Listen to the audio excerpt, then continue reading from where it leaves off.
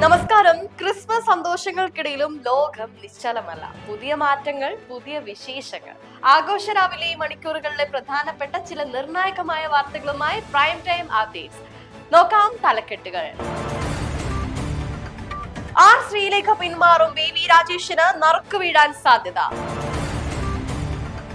ശബരിമല സ്വർണ്ണക്കൊള്ള ഡി മണിയെ കണ്ടെത്തി SIT. Reels ഭ്രമമാതിരി വിട്ടു, റെഡ് ലൈറ്റ് കാണിച്ച് ട്രെയിൻ നിർത്തിച്ച +2 വിദ്യാർത്ഥികൾ. ദൈവങ്ങളുടെ പേരിലെ സത്യപ്രതിജ്ഞ ഭരണഘടനാ ലംഘനം, പരാതി നൽകി CPM. ഇന്ത്യ ശ്രീലങ്ക വനിതാ T20 പരമ്പര നേരിടാൻ ഇന്ത്യ നാളെ കാര്യവട്ടത്ത്. അലിഗഡ് മുസ്ലിം സർവകലാശാല ക്യാമ്പസിൽ അധ്യാപകനെ വെടിവെച്ച് കൊലപ്പെടുത്തി. വാർത്തകൾ വിശദമായി. തിരുവനന്തപുരം കോർപ്പറേഷൻ മേയർ സ്ഥാനത്തേക്ക് വി രാജേഷിനെ പരിഗണിക്കാൻ BJP നേതൃത്വത്തിൽ ധാരണ. ആർ ശ്രീലേഖയെ നേതാക്കൾ കണ്ട് കാര്യങ്ങൾ ധരിപ്പിച്ചിട്ടുണ്ട്. അനന്തപുരിയുടെ അമരത്തേക്ക് BJP സംസ്ഥാന സെക്രട്ടറി വി രാജേഷ് എത്തുമെന്ന് ഏകദേശ ധാരണ. മേയർ സ്ഥാനത്തേക്ക് സജീവമായി പരിഗണിക്കപ്പെടുന്ന മുൻ DGP ആർ ശ്രീലേഖയെ പാർട്ടി നേതൃത്വം നേരിട്ട് കണ്ട് കാര്യങ്ങൾ ബോധ്യപ്പെടുത്തി.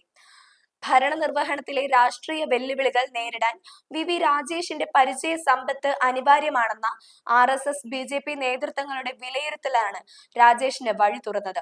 ഇതോടെ ശ്രീലേഖ പിന്മാറുമെന്നും ഔദ്യോഗിക പ്രഖ്യാപനം ഉടൻ ഉണ്ടാകുമെന്നും റിപ്പോർട്ടുകൾ സൂചിപ്പിക്കുന്നു. നഗരസഭയിലെ ഭരണപരമായ സങ്കീർണതകൾ കൈകാര്യം ചെയ്യുവാൻ വി രാജേഷിന്റെ രാഷ്ട്രീയ മികവ് ഗുണകരമാകുമെന്ന് നേതൃത്വം കരുതുന്നു. വരും ദിവസങ്ങളിൽ നടക്കുന്ന കൗൺസിൽ യോഗത്തിൽ രാജേഷിന്റെ പേര് BJP ഔദ്യോഗികമായി നിർദ്ദേശിക്കും. നിലവിലെ സാഹചര്യത്തിൽ മറ്റു പ്രമുഖ നേതാക്കളുടെ പൂർണ്ണ പിന്തുണയും രാജേഷിന് ഉറപ്പായിട്ടുണ്ട്. ശബരിമല സ്വർണ്ണക്കൊള്ളയുമായി ബന്ധപ്പെട്ട് പഞ്ചലോഹ വിഗ്രഹം കടത്തിയെന്ന ആരോപണം ഉയർന്ന ഡി മണിയെ കണ്ടെത്തി പ്രത്യേക അന്വേഷണ സംഘം. ശബരിമല സ്വർണ്ണക്കൊള്ളക്കേസിൽ ദുരൂഹതകൾ നീക്കാൻ നിർണായകമായ കണ്ടെത്തലുകളുമായി പ്രത്യേക അന്വേഷണ സംഘം മുൻപോട്ട് പോവുകയാണ്. കേസിലെ പ്രധാന കണ്ണിയെന്ന് സംശയിക്കുന്ന ഡി മണിയെ ചെന്നൈയിൽ വെച്ച് കണ്ടെത്തിയതായി വിഗ്രഹ കടത്തുമായി ബന്ധപ്പെട്ട കൂടുതൽ വിവരങ്ങളുമാണ് ഇപ്പോൾ പുറത്തു വന്നിരിക്കുന്നത്. ദിണ്ടിഗൽ സ്വദേശിയായ ബാലമുരുകനാണ് ഡി മണി എന്ന് അന്വേഷണ സംഘം സ്ഥിരീകരിച്ചിട്ടുണ്ട്. വ്യാജ പ്രചാരത്തിലെ ഇടനിലക്കാരൻ എന്ന നിലയിലാണ് ഇയാൾക്ക് ഡയമണ്ട് മണി എന്ന പേര് ലഭിച്ചത്. ശബരിമലയിൽ നിന്ന് കടത്തിയ 4 പഞ്ചലോക വിഗ്രഹങ്ങൾ ഡി മണിക്ക് കൈമാറിയെന്ന പ്രവാസി വ്യവസായിയുടെ വെളിപ്പെടുത്തലിലാണ് കേസിൽ വഴിത്തിരിവായത്. 2020 ഒക്ടോബറിൽ തിരുവനന്തപുരത്തെ ഒരു ആഡംബര ഹോട്ടലിൽ വെച്ച് ഈ വിഗ്രഹങ്ങൾ കൈമാറിയതായും ഇതിനായി കോടിക്കണക്കിന് രൂപയുടെ ഇടപാട് നടന്നതായും സൂചനയുണ്ട്. കേസിലെ 1-ാം പ്രതി ഉണ്ണികൃഷ്ണൻ പോറ്റിയാണ് വിഗ്രഹങ്ങൾ ഡി മണിക്ക് എത്തിച്ചു നൽകിയതെന്നാണ് ആരോപണം. രാജ്യാന്തര പുരാവസ്തു കടത്ത് സംഘങ്ങളുമായി ഇയാൾക്ക് ബന്ധമുണ്ടോ എന്ന കാര്യമാണ് SIT ഇപ്പോൾ പ്രധാനമായും പരിശോധിക്കുന്നത്. നിലവിൽ ചെന്നൈയിൽ വെച്ച് ഇയാളെ വിശദമായി ചോദ്യം ചെയ്ത അന്വേഷണ സംഘം വിഗ്രഹങ്ങൾ എവിടേക്ക് കടത്തി എന്നതിനെ കുറിച്ച് നിർണായക വിവരങ്ങൾ ശേഖരിച്ചിട്ടുണ്ട്. വിഗ്രഹക്കടത്തിന് പുറമെ പത്മനാഭസ്വാമി ക്ഷേത്രവുമായി ബന്ധപ്പെട്ട് 1000 കോടി രൂപയുടെ തട്ടിപ്പിനും ഇവർ പദ്ധതി ഇട്ടിരുന്നതായി റിപ്പോർട്ടുകളുണ്ട്. ബാലമുരുകന്റെ അടുത്ത സഹായിയായ ശ്രീകൃഷ്ണൻ എന്നയാൾക്കായി തമിഴ്നാട്ടിൽ തിരച്ചിൽ ഊർജിതമാക്കുകയാണ്. വരും ദിവസങ്ങളിൽ കൂടുതൽ അറസ്റ്റ് ഉണ്ടാകും എന്നാണ് സൂചന. കണ്ണൂരിൽ റീൽസ് ചിത്രീകരിക്കാൻ റെഡ് ലൈറ്റ് കാണിച്ച് ട്രെയിൻ നിർത്തിച്ച 2 +2 വിദ്യാർത്ഥികൾക്കെതിരെ റെയിൽവേ പോലീസ് കേസെടുത്തു. എറണാകുളം പുണെ എക്സ്പ്രസിന് മുന്നിലാണ് വിദ്യാർത്ഥികൾ ചുവന്ന ലൈറ്റ് തെളിയിച്ചത്. പുലർച്ചെ 1:50 തലശ്ശേരിയിൽ സംഭവം നടന്നത്. തലശ്ശേരി റെയിൽവേ സ്റ്റേഷന് സമീപം പുലർച്ചെ 10:50ഓടെയാണ് സംഭവം നടന്നത്. എറണാകുളത്ത് നിന്നും പൂനെയിലേക്ക് പോവുകയായിരുന്ന എറണാകുളം പൂനെ എക്സ്പ്രസ് ആണ് +2 വിദ്യാർത്ഥികൾ ചേർന്ന് ചുമന്ന ലൈറ്റ് കാണിച്ചു നിർത്തിയത്. റീൽസ് എടുക്കുന്നതിനായി മൾട്ടി കളർ ലൈറ്റുകൾ ഉപയോഗിച്ച് ട്രെയിനിന് നേരെ ചുവന്ന സിഗ്നൽ നൽകുകയായിരുന്നു. അപായ സൂചനയാണെന്ന് കരുതി ലോക്കോ പൈലറ്റ് എമർജൻസി ബ്രേക്കിട്ട് ട്രെയിൻ നിർത്തുകയും തുടർന്ന് RPFനെ വിവരം അറിയിക്കുകയുമായിരുന്നു. റെയിൽവേയുടെ സുഗമമായ പ്രവർത്തനത്തിന് തടസ്സം നിൽക്കുന്നു, അപകടമായ രീതിയിൽ പെരുമാറൽ തുടങ്ങിയ വകുപ്പുകൾ ചേർത്താണ് റെയിൽവേ പോലീസ് കേസെടുത്തിരിക്കുന്നത്. തിരുവനന്തപുരം കോർപ്പറേഷനിൽ ഭാരതാംബയുടെ ആറ്റുകാലമ്മയുടെയും പേരിൽ സത്യപ്രതിജ്ഞ ചെയ്ത 20 BJP അംഗങ്ങൾക്കെതിരെ CPM തെരഞ്ഞെടുപ്പ് കമ്മീഷൻ പരാതി നൽകി. തിരുവനന്തപുരം കോർപ്പറേഷനിലെ BJP കൗൺസിലർമാരുടെ സത്യപ്രതിജ്ഞയുമായി ബന്ധപ്പെട്ട വിവാദം പുതിയ നിയമ പോരാട്ടത്തിലേക്ക് നീങ്ങുകയാണ്.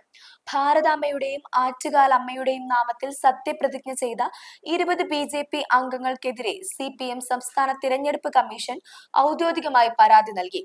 ഭരണഘടനാപരമായ നിബന്ധനകൾ ലംഘിച്ചുകൊണ്ട് നടത്തിയ ഈ സത്യപ്രതിജ്ഞ അസാധുവാക്കണമെന്നും കൗൺസിലർമാരെ അയോഗ്യരാക്കണമെന്നുമാണ് പരാതിയുടെ പ്രധാന ആവശ്യം.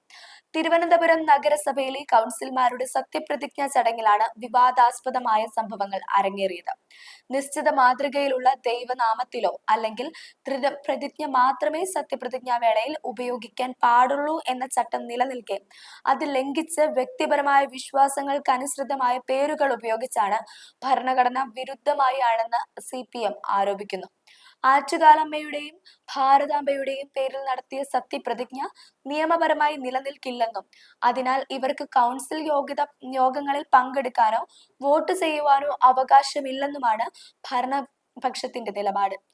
ഈ വിഷയത്തിൽ ശക്തമായ പ്രതിഷേധവുമായി മുൻപോട്ടു പോകാനാണ് ഇടതുമുന്നണിയുടെ തീരുമാനം. തിരഞ്ഞെടുപ്പ് കമ്മീഷന്റെ തീരുമാനവുമായി കാത്തിരിക്കുകയാണെന്നും നിയമപരമായ ചട്ടക്കൂടുകളിൽ നിന്നുകൊണ്ടുള്ള സത്യപ്രതിജ്ഞ മാത്രമേ അംഗീകരിക്കാൻ കഴിയൂ എന്നും CPM നേതാക്കൾ വ്യക്തമാക്കി. അതേസമയം വിശ്വാസത്തിന്റെ ഭാഗമായാണ് ഇത്തരത്തിൽ സത്യപ്രതിജ്ഞ ചെയ്തതെന്ന നിലപാടിലാണ് BJP നേതൃത്വം. വരും ദിവസങ്ങളിൽ ഈ വിഷയം സഭയ്ക്കകത്തും പുറത്തും വലിയ രാഷ്ട്രീയ ചർച്ചയ്ക്ക് വഴിയൊരുക്കുമെന്ന കാര്യം ഉറപ്പാണ്. ഇന്ത്യ ശ്രീലങ്ക വനിതാ 2020 പരമ്പരയിലെ മൂന്നാമത്തെ മത്സരം നാളെ തിരുവനന്തപുരം കാര്യവട്ടത്ത് നടക്കും. പരമ്പരയിലെ ആദ്യ 2 മത്സരങ്ങളും ജയിച്ച ഇന്ത്യക്ക് നാളെ ജയം പരമ്പര നേടിക്കൊടുക്കും. ക്രിസ്മസ് ആഘോഷങ്ങളുടെ ലഹരിയിലുള്ള തലസ്ഥാന നഗരിക്ക് ആവേശം പകരാൻ അന്താരാഷ്ട്ര വനിതാ ക്രിക്കറ്റ് പോരാട്ടം ഇന്ന് കാര്യവട്ടം ഗ്രീൻഫീൽഡ് സ്റ്റേഡിയത്തിലെത്തും. ഇന്ത്യയും ശ്രീലങ്കയും തമ്മിലുള്ള 5 മത്സരങ്ങൾക്കായ 2020 പരമ്പരയിലെ നിർണായകമായ 3-ാം മത്സരമാണ് ഇന്ന് വൈകുന്നേരം കാര്യവട്ടം സാക്ഷ്യം വഹിക്കുന്നത്. വിശാഖപട്ടണത്ത് നടന്ന ആദ്യ 2 മത്സരത്തിലും ആധികാരിക ജയം നേടിയ ഹർമൻപ്രീത് കൗറും സംഘവും ഇന്നത്തെ മത്സരവും ജയിച്ച് പരമ്പര സ്വന്തമാക്കുക എന്ന ലക്ഷ്യത്തോടെയാണ് കളത്തിലിറങ്ങുന്നത്. ഏകദിന ലോകകപ്പ് കിരീടം ചൂടിയതിനു ശേഷം ഇന്ത്യൻ വനിതാ ടീം കളിക്കുന്ന ആദ്യ പരമ്പരയാണെന്ന പ്രത്യേകതയും ഇന്നത്തെ പോരാട്ടത്തിനുണ്ട്. അലിഗഡ് മുസ്ലിം സർവകലാശാല ക്യാമ്പസിൽ അധ്യാപകനെ വെടിവെച്ച് കൊലപ്പെടുത്തി. അലിഗഡ് ക്യാമ്പസിലെ ABK യൂണിയൻ ഹൈസ്കൂളിലെ അധ്യാപകൻ റാവു ഡാനിഷ് ഹിലാലാണ് കൊല്ലപ്പെട്ടത്. ബുധനാഴ്ച രാത്രി 9 മണിയോടെ ക്യാമ്പസിലെ ലൈബ്രറി ക്യാന്റീന് സമീപത്ത് വെച്ചാണ് ഡാനിഷിന് അജ്ഞാതരുടെ വെടിയേറ്റത്. ലൈബ്രറി ക്യാന്റീന് സമീപം ഡാനിഷും സുഹൃത്തുക്കളും സംസാരിച്ചിരിക്കുന്നതിനിടെയാണ് അക്രമി സംഘം സ്കൂട്ടറിലെത്തിയത്.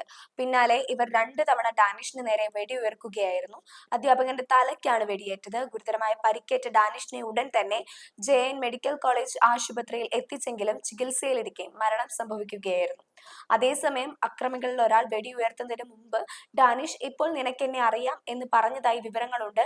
സംഭവത്തിൽ പോലീസ് വിവിധ സംഘങ്ങളായി തിരിഞ്ഞ് അന്വേഷണം ആരംഭിച്ചതായി പോലീസ് സൂപ്രണ്ട് മായക് പഥക്കും മാധ്യമങ്ങളോട് പറഞ്ഞു. CCTV ദൃശ്യങ്ങൾ അടക്കം കേന്ദ്രീകരിച്ച് അന്വേഷണം പുരോഗമിക്കുകയാണെന്നും വ്യക്തിവൈരാഗ്യം ഉൾപ്പെടെ എല്ലാ വശങ്ങളും പരിശോധിക്കുമെന്നും അദ്ദേഹം വ്യക്തമാക്കി. അങ്ങനെ ഇന്നത്തെ പ്രൈം ടൈം അപ്ഡേറ്റ്സിലെ പ്രധാന വാർത്തകൾ ഇവിടെ പൂർണ്ണമാകുന്നു. പുൽക്കൂട്ടിലെ ലാളിത്യവും നക്ഷത്രങ്ങളുടെ തിളക്കവുമായി ലോകം മുഴുവൻ ക്രിസ്മസ് ആഘോഷിക്കുമ്പോൾ ആഘോഷങ്ങൾക്കിടയിലും ലോകത്ത് ഇന്ന് നടന്ന മുഴുവൻ വാർത്തകളും ഒരൊറ്റ നോട്ടത്തിൽ അറിയാം. ന്യൂസ് 360ക്ക് വേണ്ടി കാത്തിരിക്കാം.